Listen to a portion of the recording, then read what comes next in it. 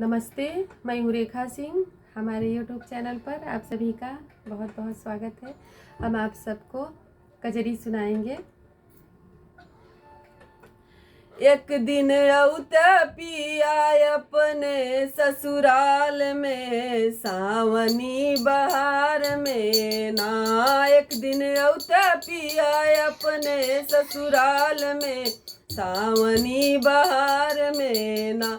जेवना भाभी से बनवाई अपने हाथ से खिलौबई, जेवना भाभी से बनवाई अपने हाथ से खिलौबई। झलुआ डाल देबई निमिया की डार में, सावनी बहार में ना। झलुआ डाल देब निमिया के डार में, सावनी बहार में ना। एक दिन रउता पिया अपने ससुराल में, सावनी बहार में ना।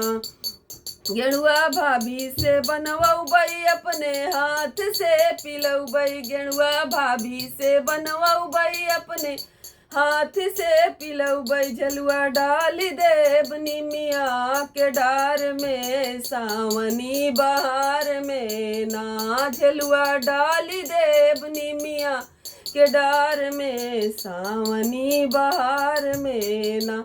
एक दिन रउता पिया अपने ससुराल में, सावनी बहार में ना।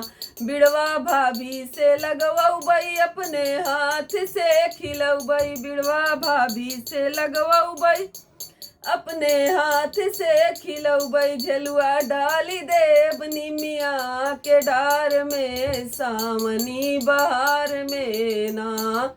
एक दिन रउता पिया अपने ससुराल में, सावनी बहार में